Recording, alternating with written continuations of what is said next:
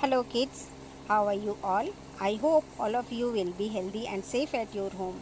Kids, today I am going to share chapter 3 Health and Disease Books Back Exercise and its question answer. In the video of chapter explanation I shared earlier with you, I have explained the chapter very well there. If you have not seen, then you go to the video and watch the chapter. Now, let's start the books back exercise and its question answer. So first of all, let's see here chapters recap. A balanced diet contains all the nutrients in the right quantities. Balanced diet. What is balanced diet? Balanced diet is a diet in which all the nutrients present in a right amount, that is called balanced diet. यानी संतुलित आहार वो होता है जिसमें सभी पोषक तत्व एडिक्वेट अमाउंट में प्रचुर मात्रा में उपलब्ध होते हैं, उन्हें हम बैलेंस डाइट या संतुलित आहार कहते हैं. We need to exercise and take enough rest to remain healthy. हमें एक्सरसाइज के साथ साथ पर्याप्त आराम भी करना चाहिए अपने आप को स्वस्थ रखने के लिए. यानी हमें एक्सरसाइज भी करनी चाहिए और आराम भी करना चाहिए ताकि हम स्वस्थ रह सकें. Deficiency diseases are caused by the shortage of adequate nutrients in the body.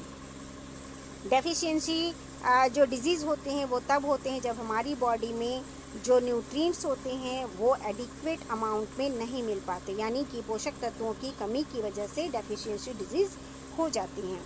Disease में भी कम्युनिकेबल और नॉन कम्युनिकेबल. डिजीज़ कम्युनिकेबल भी होती यानी संक्रामक भी होती हैं और नॉन कम्युनिकेबल यानी असंक्रामक भी होती हैं. तो संक्रामक बीमारियां कम्युनिकेबल डिजीज़ क्या होती हैं? जो एक अनहेल्दी पर्सन से हेल्दी पर्सन में छूने से या खांसने छींकने से फैल जाते हैं.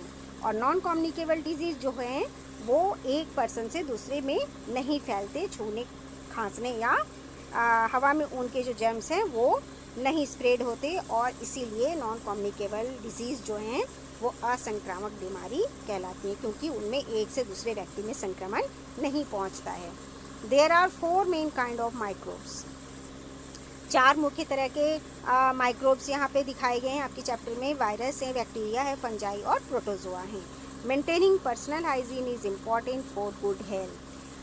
गुड हेल्थ के लिए बहुत ही महत्वपूर्ण है कि हम अपना पर्सनल हाइजीन का ध्यान रखें, हम अपनी व्यक्तिगत स्वच्छता पर ध्यान रखें ताकि हम अपना हेल्थ अच्छा रख सकें.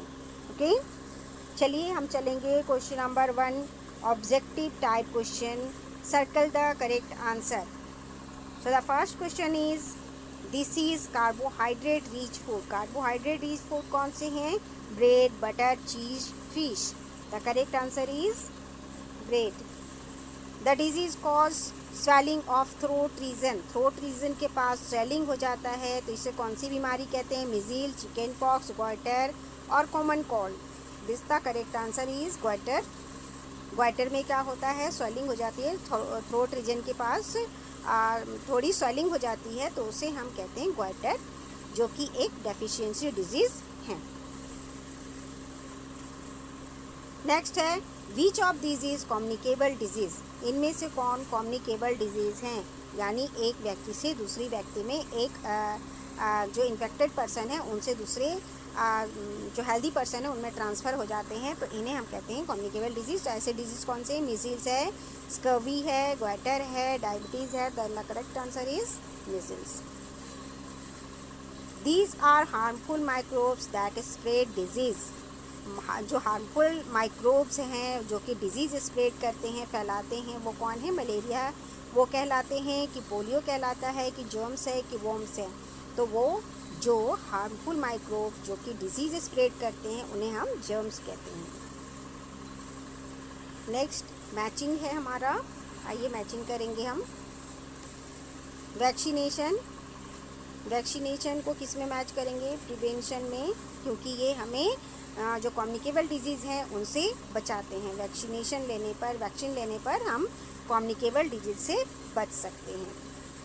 इसके बाद है डेफिशिएंसी डिजीज़. तो डेफिशिएंसी डिजीज़ है हमारा रिकेट्स, जो कि विटामिन डी की कमी से हो जाता है. लाइफस्टाइल डिजीज़ है ओबेसिटी, जो कि बहुत ज़्यादा मोटापा जो हो जाता है, जिसे हम थुलथुलापन कहते हैं, ये ओबेसिटी हो जाता है और ये लाइफस्टाइल डिजीज़ है। जब लोग बहुत ज़्यादा खाते हैं और एक्सरसाइज नहीं करते हैं तो इससे क्या हो जाती है, ओबेसिटी हो जाती है। और कॉमन कम्युनिकेबल डिजीज़ क्या है, चिकन पॉक्स यानी चेचक एक कम्युनिकेबल डिजीज। आइए हम आगे बढ़ते हैं क्वेश्चन नंबर 3 की तरफ। Right this sentence correctly. यहाँ पे जो सेंटेंस हैं वो थोड़े से रॉन्ग हैं, उन्हें हमने करेक्ट करना है और दोबारा लिखना है। तो सबसे पहले है the substance present in food that make us strong and give us energy are called proteins. No, they are called nutrients. जो हमें स्ट्रॉन्ग रखता है और जो हमें हेल्दी रखता है वो न्यूट्रिएंट्स कहलाता है। तो यहाँ पे हम न्यूट्रिएंट्स लिख देंगे NUTRIENTS। ओके, तो देखिए अब हमारा जो सेंटेंस होगा वो होगा the substance present in food that make us strong and give us energy are called nutrients. Okay, the next is to keep healthy we should exercise without any rest. तो यहाँ पे विथ रहने देंगे और क्या लिख देंगे, with adequate rest. Exercise with adequate rest. Out को यहाँ से हटा देंगे और यहाँ एडिक्वेट लिख देंगे, ADEQUATE, वेट रेस्ट। तो अब हमारा जो सेंटेंस होगा वो बन जाएगा to keep healthy we should exercise with adequate rest. Okay, the next see, deficiency disease are communicable disease. तो यहाँ पे कम्युनिकेबल जहाँ है वहाँ पे नॉन लगा देंगे, यहाँ पे हम नॉन लगा देंगे। Okay, deficiency disease are non communicable disease. Okay, next, communicable disease are caused by useful microbes. No, harmful हो जाएगा। यूजफुल की जगह हम क्या कर देंगे, हार्मफुल कर देंगे, हार्मफुल। और अब हमारा जो सेंटेंस होगा, communicable disease are caused by harmful microbes. Okay, अब आप कर लीजिए अपनी बुक में इसे करेक्ट कर लीजिए। ओके, चलिए हम आगे बढ़ेंगे और यहाँ देखिए, write down the nutrients found in these food items. इस फूड आइटम्स में जो भी न्यूट्रिएंट्स पाए जाते हैं उनका हमें नाम लिखना है। तो यहाँ देखें आप, सार फ्रूट्स एंड वेजिटेबल्स हैं, तो इनमें हो जाएगा हमारा विटामिन्स एंड मिनरल्स। तो हम लिखेंगे यहाँ पे विटामिन्स और मिनरल्स भी। नेक्स्ट में देखिए, ये हमारे ड्राई फ्रूट्स हैं और इनमें प्रोटीन होते हैं, तो हम लिखेंगे protein, PROTEIN। Okay, the next is bread slice and the bread slice is rich in carbohydrate. So यहाँ पे हम कार्बोहाइड्रेट लिखेंगे, CARBOHYDRATE। Okay,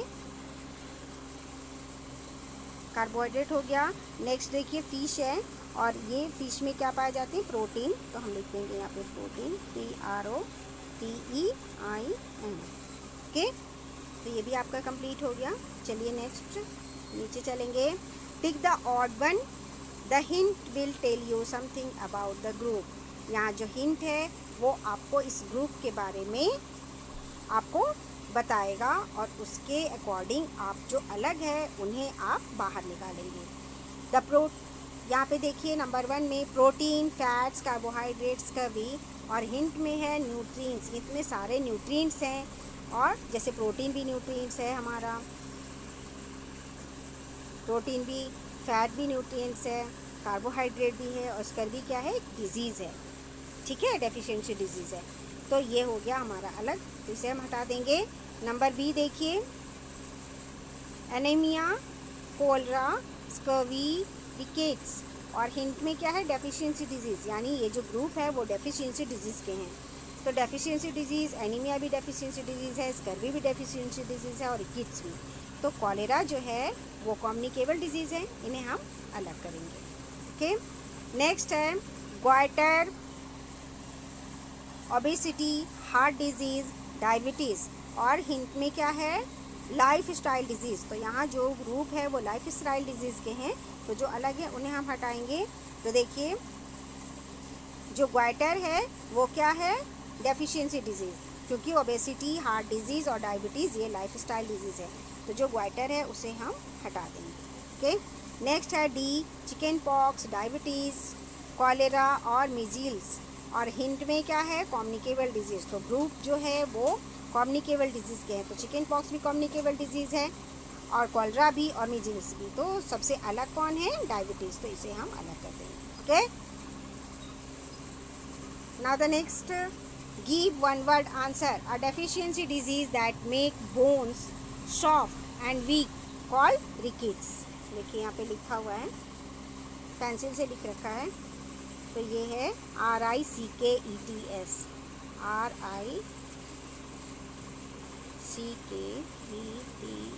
okay, the next is the condition of the body where part of the body became unhealthy called disease।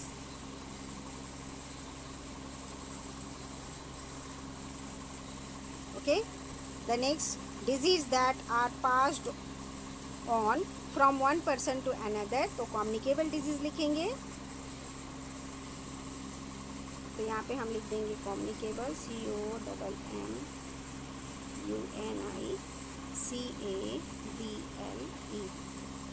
Communicable disease लिख देंगे यहाँ पे।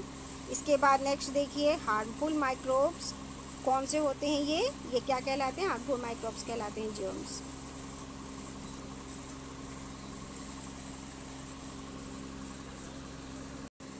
Now come to the question answer.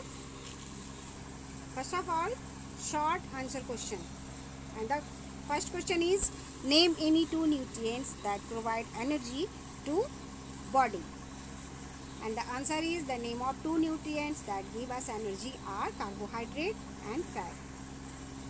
देखिए यहाँ ये कार्बोहाइड्रेट रिच फूड है जो कि हमें एनर्जी देते हैं, और ये फैट हैं जो कि हमें एनर्जी देते हैं। ये देखिए मैंने आपको पिक्चर के साथ यहाँ पे दिखाया है ताकि आपको जल्दी याद हो जाए। ठीक है, और कार्बोहाइड्रेट में क्या होते हैं, rice, bread, potatoes, cereal, sugar and corn are rich in carbohydrates. तो ये जो सारी चीज़ें हैं ये हमें एनर्जी देती हैं। ठीक है, इसके बाद फैट, घी, बटर, ये सब भी हमें क्या देते हैं, एनर्जी देते हैं। तो ये दो न्यूट्रिएंट्स वो हैं जो हमें एनर्जी देते हैं, कार्बोहाइड्रेट और fat. Next question, what are the two main groups of disease. Two main groups of disease कौन कौन से होते हैं, the two main groups of disease are non communicable disease and communicable disease. इसके बाद डेफिनेशन लिखनी है आपको, डिफाइन द फॉलोइंग। माइक्रोब्स का सबसे पहले लिखेंगे, microbes are very small organism which can be seen only through a microscope. Microbes जो होते हैं, जीवाणु जो होते हैं, वो बहुत छोटे ऑर्गेनिज्म होते हैं जिन्हें हम सिर्फ माइक्रोस्कोप के थ्रू ही देख सकते हैं। Next, balance diet, a diet that contains sufficient amount of all the nutrients as well as enough water, dietary fibers is called a balanced diet. Next, deficiency disease, the disease caused by the deficiency or lack of nutrients is called deficiency disease। तो देखिए ये सारे definitions आपके हो गए यहाँ पे। Next हमारा क्वेश्चन नंबर 4 है, mention any two ways in which disease are spread।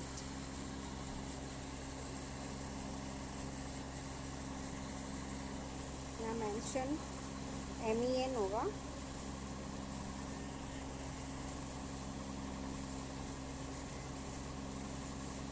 MENTION। mention any two ways in which disease are spread। तो यहाँ पे two ways by which disease are spread, by germs, disease causing germs spread disease through air and contaminated food and water।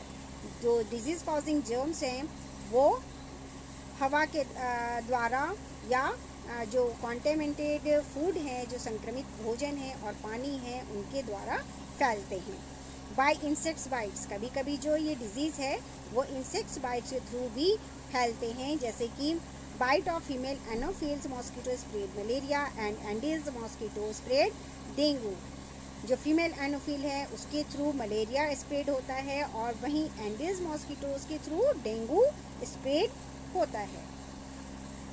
तो इस तरह से जो 2 ways हैं which disease are spread are by germs and by insect bites. Long answer question की तरफ चलिए, और सबसे पहला क्वेश्चन है हमारा, differentiate between communicable and non communicable disease. And the first, यहाँ पे आंसर में सबसे पहले मैंने लिखा है कम्युनिकेबल डिजीज के बारे में, disease that are passed from one person to another by touch, sneezing, coughing etcetera are called communicable disease. Example chicken pox, common cold etcetera. तो कम्युनिकेबल डिजीज वे होते हैं जो वन पर्सन से अनदर पर्सन में स्नीजिंग यानी छींकने के द्वारा या खांसने के द्वारा एक से दूसरे में संक्रमित हो जाते हैं, तो उन्हें हम कहते हैं कम्युनिकेबल डिजीज़, जो कि चिकन पॉक्स है इनके एग्जाम्पल, और कॉमन कोल्ड वगैरह हैं। Non communicable disease that are not passed on from one person to another are called non-communicable disease. Example deficiency disease and lifestyle disease. जो नॉन कम्युनिकेबल डिजीज़ हैं वो एक व्यक्ति से दूसरे व्यक्ति में ट्रांसफ़र नहीं होते, नहीं फैलते हैं, और ऐसे बीमारियों को हम असंक्रामक बीमारी कहते हैं। और इनके एग्जाम्पल हैं डेफिशिएंसी डिजीज़, जो कि जो न्यूट्रिएंट्स की कमी की वजह से होने वाले डिजीज़ इस तरह के डिजीज़ में आते हैं, और लाइफस्टाइल डिजीज़ यानी कि जीवन शैली से जो होने वाली बीमारियां हैं वो इस ग्रुप में आते हैं। नेक्स्ट हमारा question, mention any 4 deficiency disease along with their symptoms. Symptoms के साथ आपको 4 डेफिशिएंसी डिजीज़ भी यहाँ पे लिखनी है। तो एक तरफ देखिए, आपको यहाँ पे मैंने लिख रखा है डेफिशिएंसी डिजीज़, और दूसरी तरफ उनके सिम्टम्स भी लिख रखे हैं। तो सबसे पहला है नाइट ब्लाइंडनेस। तो नाइट ब्लाइंडनेस में क्या होता है? नाइट ब्लाइंडनेस में होता है पुअर विज़न इन डिम लाइट। जब बहुत कम रोशनी होती है तो नाइट ब्लाइंडनेस जिसको है उसे दिखाई नहीं देता, या पुअर विज़न हो जाता है, वह उन्हें कम दिखता है, धुंधला दिखाई देता है। नंबर 2 वेरी, और इसमें क्या होता है? Loss of weight, weak muscle. इसमें वेट क्या होता है? कम होने लगता है, और वीक मसल्स, जो मसल्स हैं वो भी कमज़ोर होने लगती हैं। और पैरालिटिक इफेक्ट, और पैरालिसिस की तरह पैरालिसिस का इफेक्ट या प्रभाव पड़ता है, या पैरालिसिस होने के चांसेस बढ़ जाते हैं, यानी लकवा होने के चांसेस बढ़ जाते हैं वेरी में। नंबर 3 में है, मैंने लिखा रिकेट्स। रिकेट्स जो है डिफॉर्म्ड एंड सॉफ्ट बोन्स। तो जो रिकेट्स होता है उसमें क्या होते हैं, जो बोन्स हैं हमारे वो डिफॉर्म्ड हो जाते हैं, यानी विकृत हो जाते हैं। डिफॉर्म्ड यानी कि जो उनका आकार है वो टेढ़ा मेढ़ा हो जाता है, विकृत हो जाते हैं वो। और सॉफ्ट बोन्स यानी हड्डियां भी क्या हो जाती हैं? कमज़ोर हो जाती हैं। इसके बाद डिकेइंग टीथ, और दांत भी क्या होने लगते हैं? डिकेइंग यानी कि खराब होने लगते हैं। नेक्स्ट है एनीमिया, और एनीमिया में के क्या सिम्टम्स हैं? इसमें हेडेक होता है, डार्क पैचेस अंडर आइज, आँखों के नीचे कालापन होने लगता है, और वीकनेस यानी कि कमजोरी महसूस होने लगते हैं। नेक्स्ट हमारा क्वेश्चन है what cause lifestyle disease, name any one lifestyle disease. तो आंसर है when people as part of their lifestyle eat excess fatty food and do not exercise, it leads lifestyle disease. Example heart problems, diabetes. जो lifestyle disease होती हैं उनमें क्या होता है? लोग बहुत ज़्यादा खाते हैं, फैटी फूड्स ज़्यादा खाते हैं और एक्सरसाइज बिल्कुल नहीं करते, तो उनकी वजह से क्या होते हैं? उनके कुछ प्रॉब्लम शुरू हो जाते हैं, जैसे कि हार्ट प्रॉब्लम शुरू हो जाती हैं, डायबिटीज़ शुरू हो जाता है ना, और ओबेसिटी हो जाती है। तो इनको हम कहते हैं lifestyle disease. What are the 4 type of microbes? Name a disease caused by each type. तो यहाँ पे सभी माइक्रोब्स के नाम बताने हैं, सभी माइक्रोब्स की टाइप्स बतानी है आपको, और उसके बाद ये भी बताना है आपको कि name a disease caused by each type. कि जो प्रत्येक ये जो माइक्रोब्स हैं उनकी वजह से कौन सी बीमारी होती है। तो there are 4 main kind of microbes, virus, bacteria, protozoa and fungi. और यहाँ उनसे कौन सी बीमारियाँ होती हैं वो देखिए, आप देखिए। Bacteria cause disease such as typhoid, cholera and tuberculosis. Next देखिए, virus cause disease such as polio, measles, common cold and chicken pox. तो ये वायरस डिजीज हो गया। नेक्स्ट प्रोटोजोआ है, तो protozoa cause disease such as malaria, filariasis and dysenteries. तो ये protozoa से होने वाली बीमारियां हैं। इसके बाद फंजाई है, fungi causes disease such as athlete's feet and ringworm. तो ये देखिए, ये सारे माइक्रोब्स और उनसे होने वाली बीमारियां। ये मैंने आपको विद पिक्चर दे दिया है, तो आप इसे देखकर लिख लीजिए कि कौन से माइक्रोब्स की वजह से कौन सी बीमारी होती है। ये आपको मैंने चित्र के साथ दिखा दिया, अब आप इनमें से लिख लीजिए। ओके,